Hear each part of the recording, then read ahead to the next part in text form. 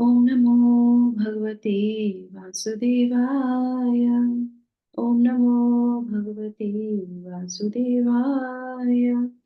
ओम नमो भगवते वासुदेवाय। ओम अज्ञानतिमिरान्धस्य ज्ञानाञ्जनशलाकया चक्षुरुन्मिलितं येन तस्मै श्रीगुरुवे नमः। नमः ॐ विष्णुपादाय कृष्णपृष्ठाय भूतले श्रीमते भक्तिवेदान्त स्वामिन् इति नामिने। नमस्ते सारस्वते देवे गौरवाणी प्रचारिणे निर्विशेषा शून्यवादी पाश्चात्यदेशतारिणे। जय श्री कृष्णा चैतन्य प्रभु नित्यानंदा श्री अद्वैत गदाधर श्रीवासादि गौर भक्तवृंद। हरे कृष्णा कृष्णा कृष्णा हरे हरे, हरे रामा राम राम हरे हरे। जगत गुरु श्रील प्रभुपाद की जय। भगवत वाणी भगवत गीता जी की जय। गुरु महाराज की जय।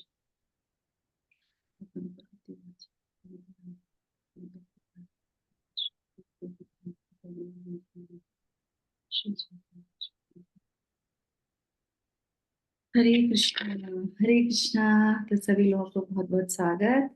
और आज जो है एक विशेष दिन है। कौन सा है आज? बसंत पंचमी है। तो आप सब लोग को बसंत पंचमी की बहुत बहुत हार्दिक शुभकामनाएं। तो चलिए हम अपने हक सत्र को आज जो है इतने ऑस्पिशियस डे में जो है हम भगवत गीता जी के 14वें अध्याय का श्लोक संख्या 22 लेंगे। 21 में अर्जुन ने प्रश्न पूछा था कि कैसे जो है 3 गुणों से जो परे होता है, त्रिगुणातीत जो व्यक्ति होता है, वो उसके लक्षण क्या होते हैं, उसका आचरण कैसा होता है, और वो कौन सी विधि अपनाता है जिससे वो इनसे बाहर निकल जाता है ना। तो बहुत सुंदर तरीके से हम आज 22, 23, 24, 25 में है ना, तो 22 में लक्षण और उसके बाद 23, 24, 25 में उसके आचरण के बारे में हम जानेंगे। तो लक्षण वो जो खुद को दिखाई देते हैं, खुद को समझ में आते हैं ना, जो हमारे अंदर होती हैं चीजें वो हमें समझ में आती है, कोई और नहीं समझ सकता। आचरण वो जो दूसरों को दिखाई देता है। तो इस तरीके से हम आज श्लोक को जानेंगे, ठीक है। तो शुरू करते हैं आज का श्लोक का बसंत पंचमी के इस पावन अवसर पर। श्री भगवान उवाच। तो अभी हम लोगों ने जो शिक्षा पढ़ी तो उसमें क्या बोल रहे थे श्रील प्रभुपाद कि भगवान जो कहते हैं वो सत्य होता है ना। और भगवान यहाँ पे क्या कह रहे हैं, मैं बोल रहा हूँ। श्री भगवान उवाच प्रकाशं च प्रवृत्तिं च श्रीभगवानुवाच प्रकाशं च प्रवृत्तिं च मोहमेव च पाण्डव मोहमेव च पाण्डवा न द्वेष्टि सम्प्रवृत्तानि न द्वेष्टि सम्प्रवृत्तानि न निवृत्तानि काङ्क्षति। न निवृत्तानि काङ्क्षति। थैंक यू माता जी। कोई दूसरी माता जी वॉलंटियर कर लीजिए। उदासीन वदासीनो मैं उदासीन वदासीनो गुणैयो न विचालये लयते गुणैर्योर्न विचाल्यते गुणावर्तन्त इत्येवं यो गुणावर्तन्त इत्येवं इत्येवं योऽवतिष्ठति नैवते। तिष्ठन्ति नेङ्गते। तिष्ठन्ति नहीं है ना, वतिष्ठति नैवते। तिष्ठति नेङ्गते। ऐसे माता जी इसके आगे है सम दुख। ये हो गया ना। दूसरी माता जी वाले जो कर लीजिए। सम दुख सुख स्वस्थः समदुःख सुख स्वस्थः समलो समलो समलोष्टाश्रमकाञ्चनः समलोष्टाश्च काञ्चना तुल्यप्रिया प्रियो धीरस् तुल्यप्रिया प्रियो धीर तुल्यनिन्दात्मनः संस्तुति रसतुल्या निन्दा स्मस्तुति तुल्यनिन्दात्म संस्तुति। तुल्यनिन्दा आत्मसंस्तुति। दूसरा पढ़ेंगे हम लास्ट वाला श्लोक।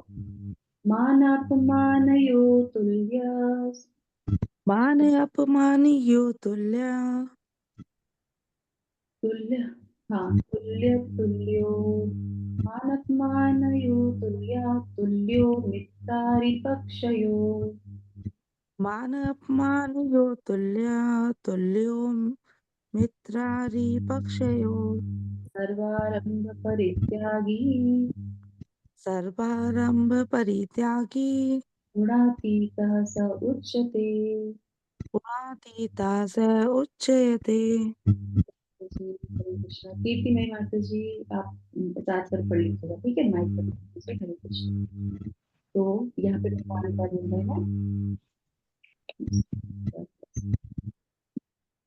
तो यहाँ पे क्या बोल रहे हैं भगवान, तो भगवान ने कहा, हे पांडु पुत्र, जो प्रकाश आसक्ति तथा मोह के उपस्थित होने पर ना तो उससे उनसे घृणा करता है और ना लुप्त हो जाने पर उनकी इच्छा करता है। तो ये हमारा पहले वाले का हो गया है ना।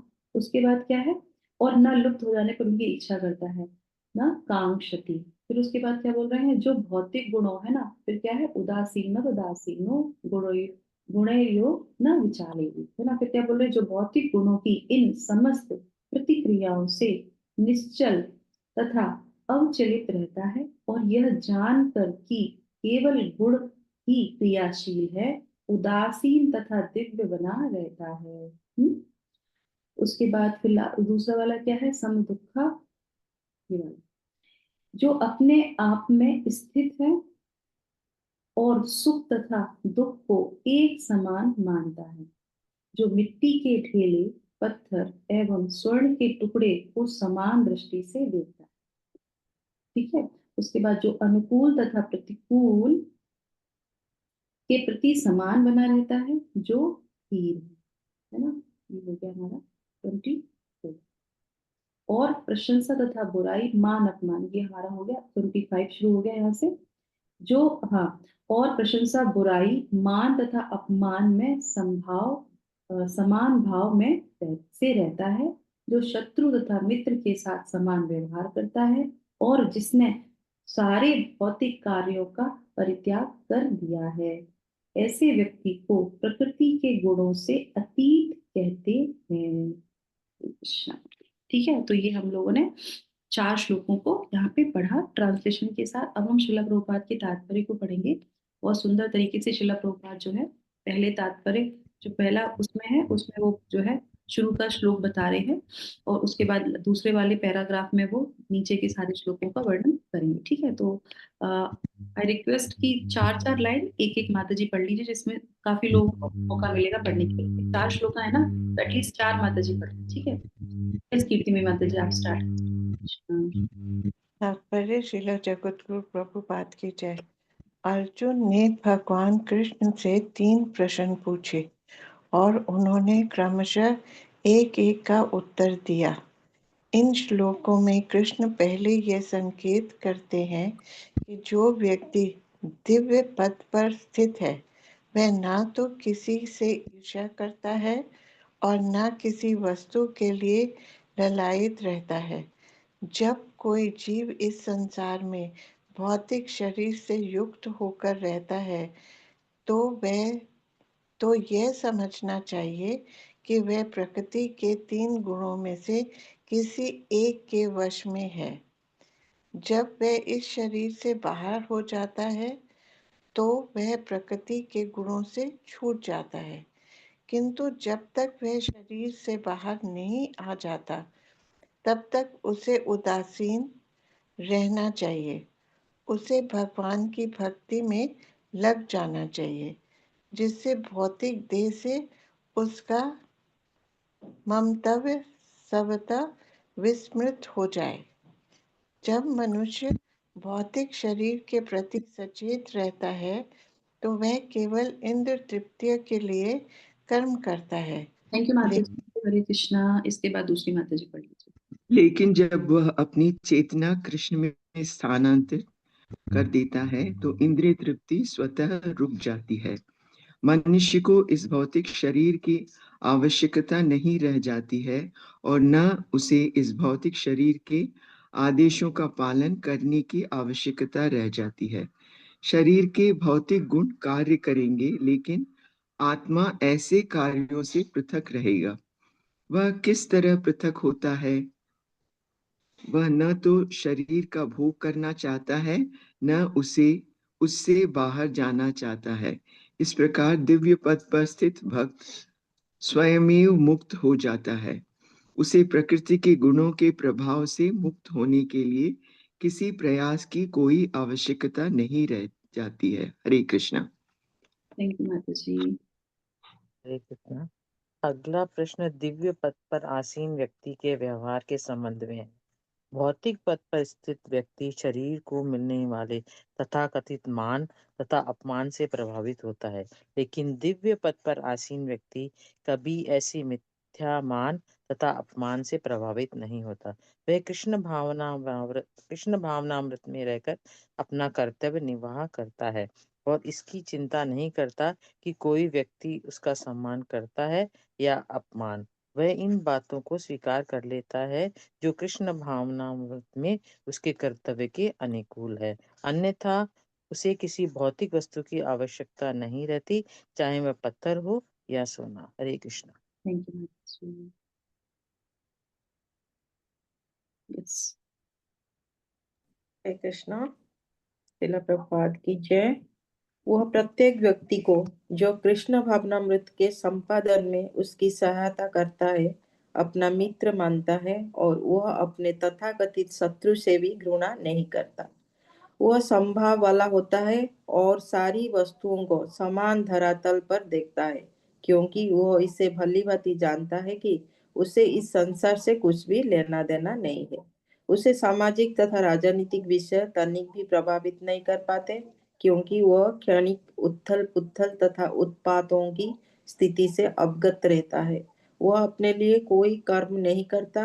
कृष्ण के लिए वो कुछ भी कर सकता है, लेकिन अपने लिए वो किसी प्रकार का प्रयास नहीं करता। ऐसे आचरण से मनुष्य वास्तव में दिव्य पद पर स्थित हो सकता है। हरे कृष्णा। हरि बोल। थैंक यू सो मच माता जी। बहुत सुंदर। तो आज का हमारा जो है श्लोक बहुत सुंदर है, थोड़ा गंभीर है, क्योंकि हम लोग अभी तक क्या प्रयास कर रहे थे? हम लोग प्रयास कर रहे थे कि क्योंकि भगवान इसमें बताते हैं, इन सारे श्लोकों में बता रहे थे कि किस तरीके से गुण कार्य करते हैं, और हमको उस प्लेटफॉर्म पे आना है जो कौन सा प्लेटफॉर्म है? प्रकाश का, है ना। अब यहाँ पे स्थिति दूसरी हो जाती है। गुणातीत व्यक्ति कौन सा होता है? उनको जो है प्रकाश और अंधकार से कोई लेना देना नहीं होता है ना। तो वो गुण तो दिव्य दिव्य स्थिति हो गई है ना। पर उससे पहले हम इसको समझेंगे कुछ एग्जाम्पल के साथ, कुछ केस स्टडी के साथ इसको समझने का प्रयास करेंगे। पर ये हमारी स्टेज नहीं है और हम इसका प्रयास अभी नहीं करेंगे, क्योंकि हमको उस स्टेज तक पहुंचना जब हम ये समझ जाए कि हम प्रकाश हम पे आ जाए, ज्ञान हम पे आ जाए, और उसके बाद हम देखेंगे कि कौन सी चीजें कैसे कार्य कर रही हैं और हम उससे किस तरीके से पृथक हैं, क्योंकि हम लोग मोस्टली जो है रजोगुण और तमोगुण में कार्य करते हैं, करेक्ट। पर थोड़ा सा सतोगुण बढ़ने से हमको जो है भगवत गीता समझ में आने लगी है, और इसके कारण अब हम उसको अपने जीवन में चलाएंगे, है ना। तो इसी से संबंधित आज हमारा एक विशेष दिन है। कौन सा दिन है? बसंत पंचमी का, है ना। और आप देखेंगे बसंत पंचमी के जैसे हम संतोषनी माता जी को देख रहे हैं, हम पीला, आज आप हर जगह पीला पीला दिखाई देगा। पीला किसका चिन्ह होता है? जो रंग है कौन सा साइन करता है? प्रकाश का, चमक का, उजेले का, करेक्ट। और यहाँ पे भी क्या बता रहे हैं कि ये जो है, जो ज्ञान सेक्शन हमारा चल रहा है, ये क्या है? ये प्रकाश का सेक्शन है ना, ज्ञान का सेक्शन है। तो इसी तरीके से जो है पुराणों में वर्णन आता है कि जब ये षष्ठी हुई, ब्रह्मा जी ने षष्ठी रची, तो उन्होंने देखा कि संसार तो पूरा बन गया, है ना, संसार की सृष्टि तो हो गई, जैसे हम लोगों ने देखा था, पिछले अध्याय में भी सुना था। तो उसके बाद फिर वो देखते हैं कि अरे, ज्ञान और विवेक तो भी बचा ही नहीं है ना, इस सृष्टि में। तो फिर वो क्या करते हैं, इस माघ के महीने में सरस्वती जी को, माँ सरस्वती जी को बोलते हैं कि तुम जाओ और सबको ज्ञान प्रदान करो। तो माँ सरस्वती किसको ज्ञान प्रदान करेंगी? तो इस तरीके से ये बहुत इंपॉर्टेंट है। और माँ सरस्वती क्या लेके आती है, तो हम देखेंगे अब आप पिक्चर, आप पूजा, आज के दिन सरस्वती माँ की पूजा होती है ना, ज्ञान की देवी है, विद्या की देवी है ना। तो और जो सतोगुण में होते हैं वो ही ज्ञान को ज्यादा भाव देते हैं, है ना, उसको ज्यादा जो है स्थान देते हैं। तो इस तरीके से जब वो आते हैं, तो ये माघ शुक्ल की जो ये पंचमी होती है, तो इस दिन जो है माँ सरस्वती माता आती हैं, प्रकट होती हैं। और हाथ में क्या लिए होती है? हाथ में वो वीणा लिए होती है, हम सब जानते हैं ना। वीणा लिए होती है, पुस्तक लिए होती है ना। और उसके बाद क्या होता है, कमंडल लेके आती हैं। तो ये शास्त्रों में क्या वर्णन किया जाता है, वीणा जो है वो रिप्रेजेंट क्या करता है, उसमें देखिए स्वर होते हैं। तो कहते हैं कि वीणा जो है वो मन को जो है संतुलित करती है। सही है, वीणा मन को संतुलित करती है। और पुस्तक क्या है, वो शुद्ध ज्ञान प्रदान करता है, विद्या हमको देती है। और कमंडल क्या है, कमंडल क्या है, जैसे जैसे आप देखेंगे तराजू के दो पड़ले होते हैं, तो जब ज्ञान बढ़ता है तो वैराग्य भी बढ़ेगा। सही है ना, ज्ञान बढ़ने से वैराग्य बढ़ता है, स्थिति का सही पता चलता है। और वही हम इस श्लोक में पढ़ने जा रहे हैं। सही है ना, उस व्यक्ति को जब ज्ञान आता है, ज्ञान क्या है, कृष्ण से अपना संबंध, दैट्स ऑल, यही ज्ञान है। शिला प्रभुपाद क्या कहते हैं, एक जीव को क्या स्थिति समझ में आनी चाहिए कि हम कृष्ण के नित्य दास हैं, बस यही ज्ञान है। ये समझ में आ गया तो फिर क्या करेगा, और किसी चीज से लिप्त नहीं होगा। तो वो जो कमंडल है, उसका जो जल है वो उस व्यक्ति पे मिलता है, यानी कि वैराग्य कहा जाता है। तो वो हर चीज को एक जैसा देखता है, कुछ उस पर प्रभाव नहीं पड़ता, समता की स्थल पे वो आ जाता है। तो ये उसके ऊपर क्या है, भगवान, सॉरी, ये जो है माँ सरस्वती की उसके ऊपर कृपा मिल जाती है ना। तो इस तरीके से हम देख सकते हैं ना। और उनके प्रकट होते ही क्या हुआ, इस संसार में जो है तम का अंधकार दूर हो गया है ना। और उसके बाद क्या है, रज की जो है अशांति, रज में क्या होता है, शांत, बहुत अशांत रहता है ना, वो भी खत्म हो जाती है। और जो है तमोगुण का जो अंधकार होता है वो खत्म हो जाता है। और सत्य जो है वो प्रकाशित हो जाता है, जिससे कि वो देख पाता है कि मैं भगवान का नित्य दास हूँ। और तब उसको अंदर वो विरक्ति आ जाती है। तो इस तरीके से हम इसको देखते हैं ना, ठीक है। अब इसके बाद जो है एक और स्टोरी बहुत सुंदर सी है, मैं आपको इस सेक्शन के बाद सुनाऊंगी। अगर मैं भूल जाऊं तो आप मुझे याद दिला दीजिएगा, ठीक है। तो ये वसंत पंचमी से ही रिलेटेड जो है स्टोरी है, और कैसे ये सारी चीजें कार्य करती हैं। तो अभी हम लोग इसको समझते हैं, सरस्वती माँ से प्रार्थना करते हैं कि वो भी हमें जो है उस कमंडल से थोड़ा सा जल हमारे ऊपर आज के दिन जो है छिड़के, है ना। और वो वीणा से जो उस ध्वनि है वो हमारे कानों में जाए, और मन हमारा जो है नियंत्रित रहे। और उस तरीके से, और जो प्रकाश है, जो उजेला है, जो भगवत गीता के द्वारा जो ज्ञान, जो शुद्ध ज्ञान है, जो भगवान अपनी वाणी से बोलते हैं, जो वेदों का सार है ना, भगवत गीता, वो ज्ञान से हम इस स्थिति पे आ पाए कि हम अपने आप को जान पाए और अपनी स्थिति को जान पाए और उस पर कार्य कर सकें। तो ये हमारी बसंत पंचमी की प्रार्थना, और इसके साथ ही हम आज का सत्र प्रारंभ करते हैं। तो जैसा कि शिला प्रभुपाद इसमें बहुत अच्छी तरीके से हमको समझा रहे हैं कि ये जो लक्षण है, तो ये लक्षण किस तरीके से हैं। तो यहाँ पे आया पहले, प्रकाश प्रवृत्ति मोहमेव च पांडवा, है ना। तो वो प्रकाश जो प्रवृत्ति है वो, और उसके बाद क्या है, देखिए आसक्ति, प्रवृत्ति मतलब आसक्ति। तो आसक्ति किससे होती है, हम सबको पता है ना, मोह आसक्ति। तो बोलते हैं ना, काम क्रोध मोह लोभ मद मत्सर, ये सारी चीजें होती हैं। तो ये जो व्यक्ति होता है, ये देख सकता है, जो गुणातीत व्यक्ति है वो ये देख सकते हैं कि ये किस तरीके से जो है मेरे ऊपर कार्य करती है। और ये कार्य करती तो उससे वो विचलित नहीं होता है। अब प्रकृति के गुण हैं, मैं प्रकृति में हूं तो ये आएगा मेरे ऊपर, सही है ना। वो आएगा, आएगा और चला जाएगा। तो वो वेग की तरह उसको लेता है और चला जाता है, समझ जाता है कि आते हैं और जाते भी हैं। तो मैं उससे विचलित नहीं होगा, क्योंकि मैं उससे पृथक हूँ। और कोई चीज नहीं जा रही है, नहीं हो रहा है, तो उससे घृणा भी नहीं करता। दूसरों को भी जब वो देखता है तो उनसे भी घृणा नहीं करता, क्योंकि वो जानता है कि ये व्यक्ति भी जो है क्या है, तीन गुणों में बंधा हुआ है। तो इस तरीके से वो कार्य करता है। तो उसको क्या बोलते हैं कि वो है सम प्रवत्वानी न निवृत्तानी कांक्षति, और उसकी कामना भी नहीं करता है, घृणा भी नहीं करता है कि ये विकसित नहीं हो रहा है, या ये चीजें नहीं हो पा रही हैं, या चीजें नहीं रुक पा रही हैं, नहीं, उसे कोई फर्क नहीं पड़ता। तो वो स्टेज जो है उसकी आ जाती है ना, इस तरीके से। तो इसका एक बहुत अच्छा उदाहरण है ये कैसे कर सकता है। जैसे कि आप देख लीजिए, कोई बच्चा, जब बच्चा होता है ना, बच्चा तो छोटी उम्र है उसकी, या जैसा भी उसकी मानसिक स्थिति से हम बता सकते हैं कि ये बच्चा है, अभी बचपन है इसके अंदर। उसको आप कोई टॉय दीजिएंगे, है ना, टॉय होता है ना, उसकी आसक्ति टॉय में रहती है, उसको वो चाहिए, बाहर जाएगा तो उसको चाहिए, नहीं मिलेगा तो वो रोएगा। अब वही टॉय जो है जब हम बड़े हो जाते हैं तो उसमें हमारी आसक्ति होती है, नहीं। हम खरीदते हैं, देते हैं, रखते हैं, संभालते हैं, सब कार्य करते हैं उस टॉय के साथ, सही है ना। पर हम, हमारे लिए वो टॉय महत्वपूर्ण नहीं है। क्यों? क्योंकि हमारी स्थिति ऊंची हो गई है। तो ऐसे ही जब हम तीनों गुणों से ऊपर होते हैं तो हमारी स्थिति ऊपर हो जाती है, तो हमारी उन चीजों में मिलेगा तो कोई दिक्कत नहीं है, नहीं मिलेगा तो कोई दिक्कत नहीं है, कोई आसक्ति नहीं है। इस तरीके से ये व्यक्ति कार्य करता है। काम जब बढ़ता है, जैसे हम लोगों ने ये काम क्रोध लोभ के बारे में जान रहे थे, श्रील प्रभुपाद भी इस पे मेंशन करते हैं कि वो जो है लालायित नहीं रहता किसी चीज से, ईर्ष्या नहीं करता किसी चीज से। तो वो कैसे करेगा, इसको प्रैक्टिकल में हम देख सकते हैं। तो जैसे बताया कि वो भगवान कृष्ण के लिए करता है, जो भी चीजें वो करता है भगवान कृष्ण के लिए करता है, तो वो सत्व रजो और तमो से ऊपर रहता है। तो कैसे करता है, जैसे मान लीजिए काम है, तो काम में वो क्या करेगा, तो वो कहते हैं काम कृष्णार्पण अर्पणे, अपने सारे कामों को कृष्ण को अर्पण करता है। मतलब जो उसके अंदर शक्ति है वो किसके लिए कर रहा है, भगवान के लिए कर रहा है। क्रोध, क्रोध आया, पर वो क्रोध कहाँ पे अपना यूज करता है, ऐसा नहीं देखिए शुद्ध भक्त होते हैं उनको क्रोध नहीं आता, क्रोध उनको भी आता है, पर वो क्रोध किस लिए कर रहे होते हैं। देखिए आप किसी भी गुरु महाराज को देख लिए, अगर वो कोई उल्टा क्वेश्चन करेंगे उनसे तो उनको डांटते हैं कि तुमको यही नहीं पता। और एक बार जैसे शिला प्रभुपाद की हम देखेंगे, बहुत फेमस लेक्चर है, तो वो कहते हैं कि शिला प्रभुपाद उनके जो है डिसाइपल बोलते हैं कि शिला प्रभुपाद, तो हमने इतने जो पाप किए हैं हमारे पाप सारे खत्म हो जाएंगे। तो शिला प्रभुपाद एकदम से गंभीर अवस्था में बोलते हैं, तुम भगवत गीता नहीं पढ़ते हो, you not reading Bhagavad Gita, what Krishna says, Krishna से अहम त्वम सर्व पापेभ्यो मोक्षयामि मां शुचा। फिर डरते क्यों हो, मतलब उस समय वो जो क्रोध है, क्रोध क्योंकि तुम समझते नहीं हो कृष्ण को, कृष्ण क्या बोलना चाहते हैं। तो जो कृष्ण कह रहे हैं उसको समर्पण करो। तो इस तरीके से वो अपने जो उद्वेग को है कुछ भी तो वो करते हैं, पर वो हमेशा कृष्णा कॉन्शियस में रहते हैं। तो इस तरीके से वो चीजें आती, पर वो उस पर कंसिडर नहीं करते हैं। हम देखते हैं अरे क्रोध आ गया इनको, वो क्रोध क्यों कर रहे हैं, वो भगवान के लिए क्रोध कर रहे हैं।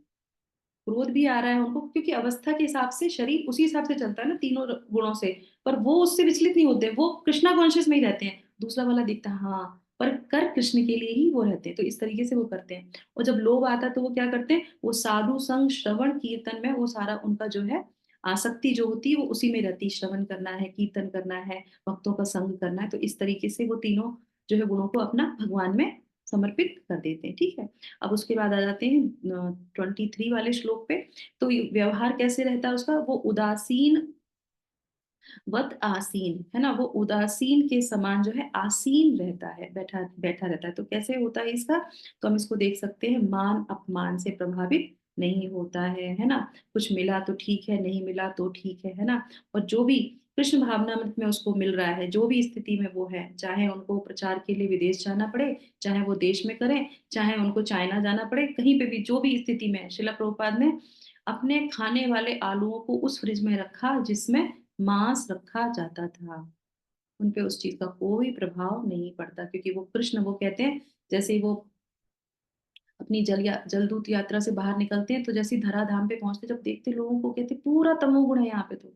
और वो क्या कहते हैं, कोई बात नहीं, कृष्ण भगवान, भगवान अगर आपने मुझे कठपुतली बनाया है यहाँ पे कुछ करने का, तो आपकी कुछ प्लानिंग होगी। मुझे नहीं पता मुझे दाएं जाना है कि बाएं जाना है, पर मैं आपके ऊपर पूरी तरीके से निर्भर हूँ। तो इस तरीके से उसे कोई चीजें विचलित नहीं करती है ना, इस तरीके से। और जो है क्या है, गुणे यच विचालियेत है ना। तो कुलशेखर जो है, जो कुलशेखर जी है, उनकी भी एक जो है वो है स्तुतियां हैं। कौन सी उनकी स्तुति है, क्या लिखा है उन्होंने कुलशेखर आजाद ने, कौन बताएगा।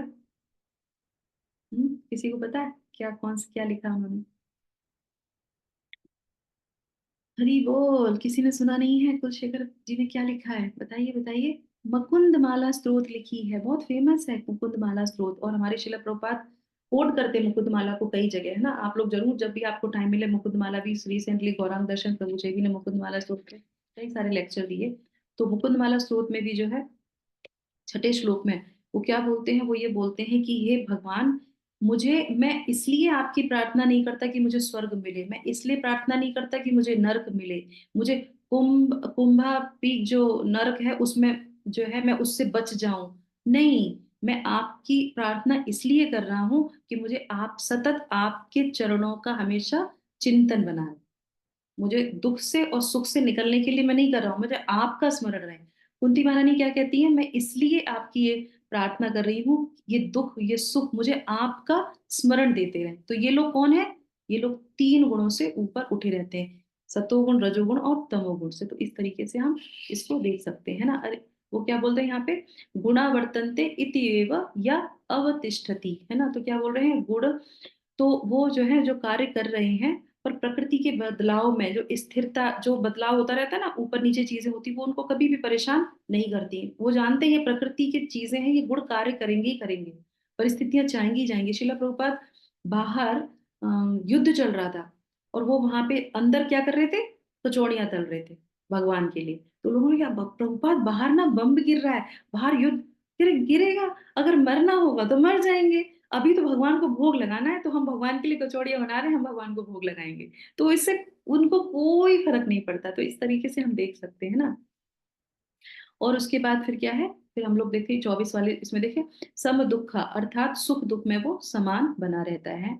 और यहाँ पे ये जो लक्षण है, ये दूसरे भी उनको, दूसरे लोग उनको देख सकते हैं कि किस तरीके से ज्ञान आता है, और उसी के साथ साथ वैराग्य आता है। अभी हम लोगों ने जो है सरस्वती माता जी की बात करी ना, कि वो जब ज्ञान देती हैं तो साथ साथ क्या देती हैं, वैराग्य भी देती हैं। तो शुद्ध ज्ञान आने पर वैराग्य अपने आप आ जाता है, ऑटोमेटिकली हम चीजों से विरक्त हो जाते हैं। क्यों? क्योंकि हम भगवान में आसक्त होने लगते हैं। तो इस तरीके से उसके ऊपर ये कार्य करता है ना। और वो कृष्ण की सेवा में ही, चाहे उसको कितना भी कष्ट मिले, चाहे वो 3 बजे सुबह उसकी सेवा हो, उसे उस समय वो कष्ट दिखाई नहीं देगा, क्योंकि उसको उस समय करना। श्रील प्रभुपाद पूरी रात बैठ के क्या करते थे, श्रीमद् भागवतम लिखते थे, है ना।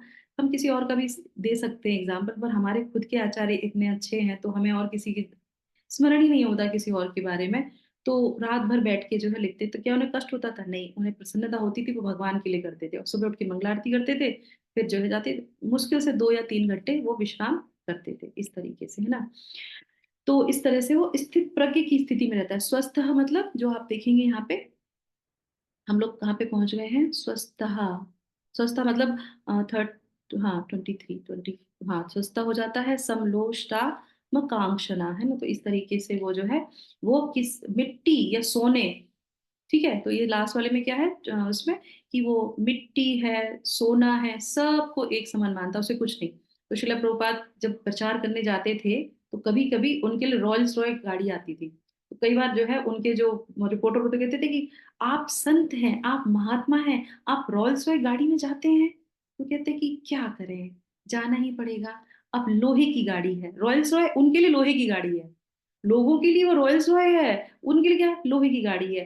भगवान का जो प्रचार करता उसको तो सोने की गाड़ी में जाना चाहिए, पर है ही नहीं किसी के पास सोने की गाड़ी, तो क्या करें, हम लोहे की गाड़ी में जा रहे हैं। उनके लिए कुछ फर्क नहीं पड़ता, क्योंकि वो प्रचार के कार्य में करे हैं। उसी जगह श्रील प्रभुपाद को, जब दिल्ली में थे, वो जब शुरू कर रहे थे प्रचार, उनके पास खाने को नहीं था, उनके पास अन्न नहीं था। जो जो पब्लिशर था, वो छापता था, वो शक्ल देख के उनको बोलता था कि स्वामी जी आज आपने भोजन नहीं किया। प्रभुपाद चुप हो जाते थे, तो फिर वो एक सेब शिला प्रभुपाद को देते थे कि आप ये खा लीजिए। तो वो देखता था कि ये व्यक्ति 70 साल की उम्र में भगवान के लिए कितना कष्ट सहन कर रहा है ना। तो तीनों गुणों से ऊपर है, उसे अपने स्वास्थ्य की चिंता नहीं है, उसे अपने खाने की चिंता नहीं है। भगवान जैसी स्थिति में रख रहे रखेंगे।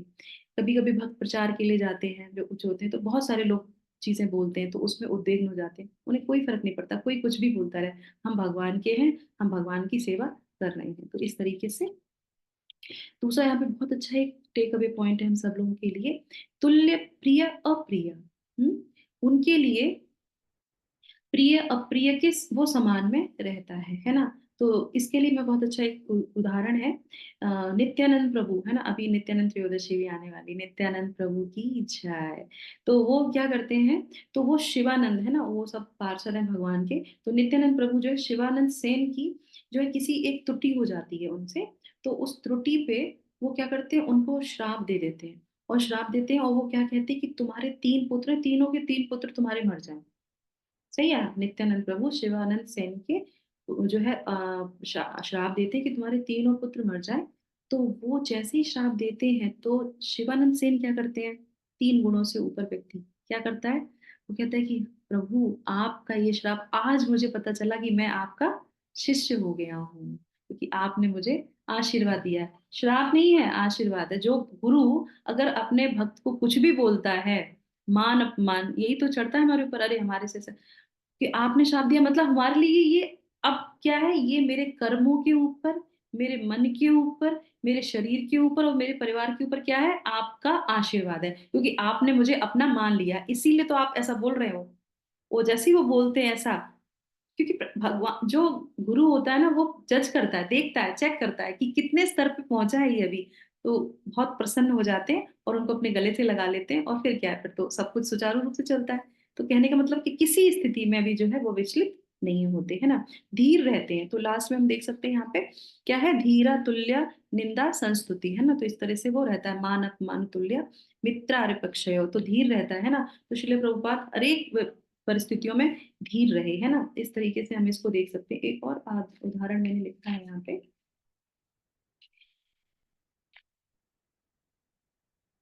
प्रयोजन में, है ना। हाँ, तो यहाँ पे एक और नित्यानंद प्रभु का उदाहरण है। तो उसमें क्या है, नित्यानंद प्रभु और हरिदास ठाकुर, हम सब जानते हैं ये लोग क्या करते थे।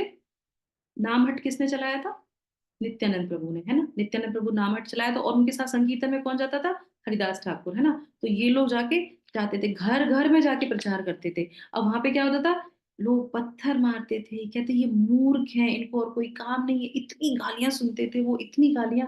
पर उन्होंने अपना प्रचार कार्य बंद नहीं किया। तो इस तरीके से देखते हैं कि जो तीन गुणों से, उनपे तीन गुणों प्रभावित नहीं करते।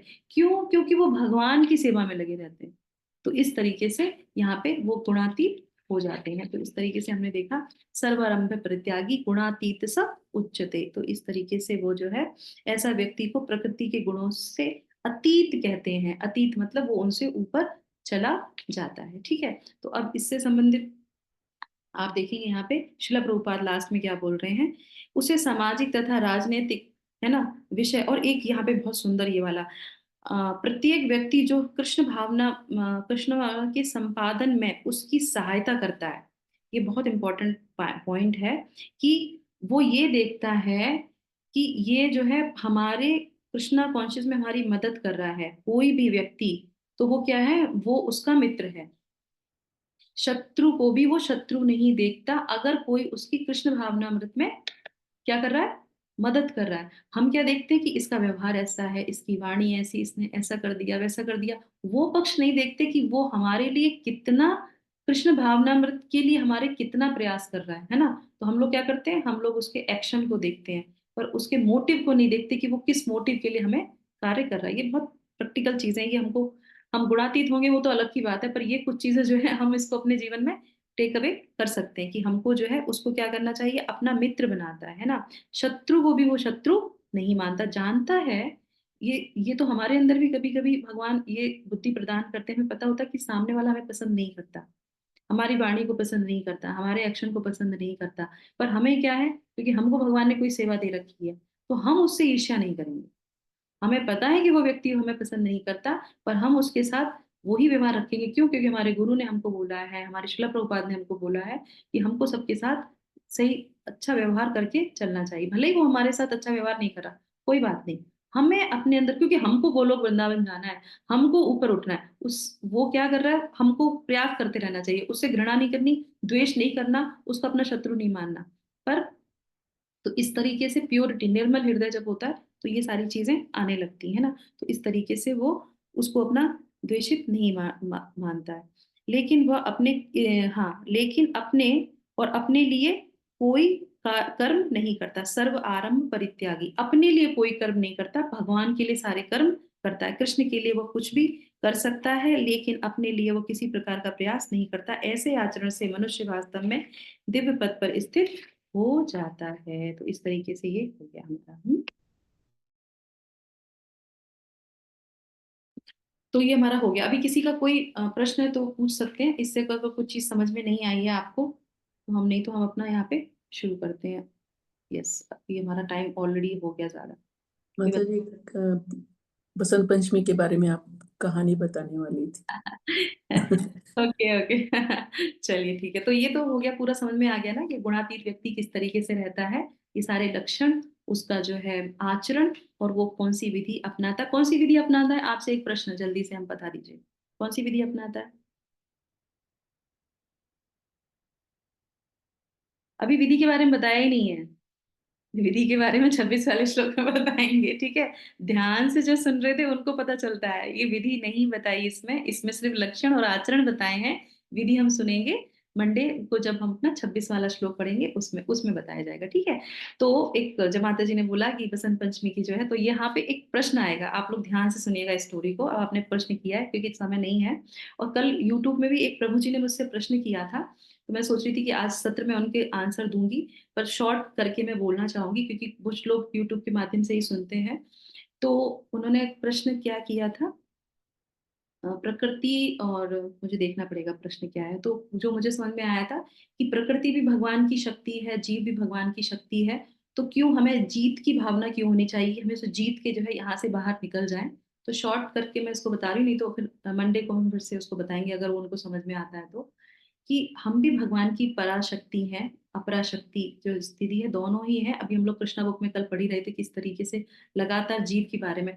तो एक्चुअली में जब हमें बेस हमारा क्लियर होता है, फर्स्ट पॉइंट अगर हमारा क्लियर होता है कि हम भगवान के पार्ट एंड पार्सल हैं, पहली बात, तो सारी चीजें क्लियर हो जाती हैं।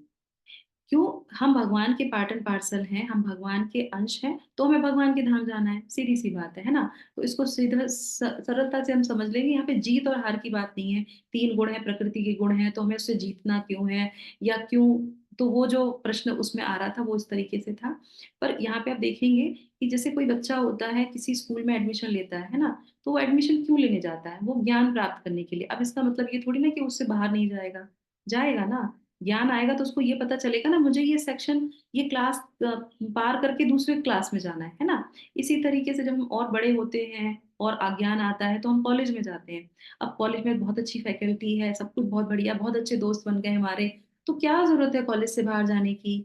नहीं, कॉलेज इसलिए बनाया गया है कि आप ज्ञान अर्जित कीजिए, और उसके बाद जो आपका लक्ष्य है, आपको इंजीनियर बनना है, डॉक्टर बनना है, तो आप वहां से निकल के अपने लक्ष्य को प्राप्त कीजिए। तो हम जब जीव हैं, भगवान के धाम के हैं, भगवान के अंश हैं, ये प्रकृति भी हमारे लिए भगवान ने ऐसे जेल है, पर इसको हम इंस्टीट्यूट भी समझ सकते हैं कि हमको ये सिखा रही है, समझा रही है कि तुम यहाँ से जाओ। ये हमारी माँ है, माँ क्या कहती है, अपने जीवन के लक्ष्य को प्राप्त करो, ये नहीं कि तुम मुझसे ही बन के रह जाओ, है ना। तो ये इंस्टीट्यूट है भगवान ने जो दिया है हमको प्रकृति के रूप में, माँ के रूप में, इसका दुरुपयोग न करके उनके कहने के अनुसार इससे बाहर हमको जाना है। और अगर लगता है आपको कि नहीं सब कुछ ठीक है हमें इसी के साथ, तो ऐसा भी होता है, वो भी फैसिलिटी दी जाती है। कैसे, आप फैसिलिटेटर बन जाते हैं, आप उसमें जो है डीन बन जाते हैं, उस कॉलेज में क्या बन जाते हैं, डीन बन जाते हैं। आप उसको देखते हैं तो वो कौन है, वो गुणातीत व्यक्ति है, उनको फिर प्रकृति कहती है ये बहुत सहायता कर रहा है मेरी। पर एक चीज, पहला, भगवान के हम हैं और भगवान के लिए कार्य कर रहे हैं, तो ही वो प्रकृति आपको फैसिलेटर बनाएगी, सही है ना। अगर आप उससे विरुद्ध होकर सोचेंगे कि हम प्रकृति में रहना चाहते हैं, तो तीन गुण आप पे कार्य करेंगे, क्योंकि वो भगवान की साइंस है, उसी हिसाब से चलती है। तो ये बहुत सिंपल सी चीज है जो हमें समझ लेनी चाहिए। और शुरू में ही भगवत गीता, अब तो हम लोग लास्ट सेक्शन में चल रहे हैं, तो इस तरीके से अगर प्रभु जी को वो अच्छा लगा, समझ में आया तो ठीक है, नहीं तो हम फिर से जो है मंडे को डिस्कस कर सकते हैं। हाँ, तो इस तरह मैं यहाँ पे बता रही थी। तो एक बार क्या होता है, जो है नारद जी जो है, ये देवर्षि नारद जी जो है, वो क्या करते हैं, वो भगवान विष्णु से बोलते हैं, प्रभु ये संसार में जो है सत रज तम तीनों में लोग फंसे रहते हैं, है ना। पर जो है भक्त आपसे प्रेम करता है, वो इन गुणों से कैसे ऊपर उठ जाता है, सही है ना। तो वो कहते हैं, सही है, यही तो हमारा आज का वो था ना, श्लोक, कि वो तीनों गुणों से कैसे उठा रहता है वो जो आपका भक्त होता है वो। तो फिर नारद जी से विष्णु भगवान मुस्कुराते हैं, वो क्या कहते हैं कि तुम आज नीचे जाओ। वो क्या कहते हैं, आज तुम नीचे जाओ। आज क्या है, बसंत पंचमी। तो कहते हैं तुम जाओ बसंत पंचमी के दिन और तुम देख के आओ कौन क्या कर रहा है। तो वो देखते हैं, तो जो पहला व्यक्ति होता है उसको वो देखते हैं, तो वो बसंत पंचमी का दिन है आज, है ना। और वो व्यक्ति क्या कर रहा था, वो सो रहा था, ठीक है।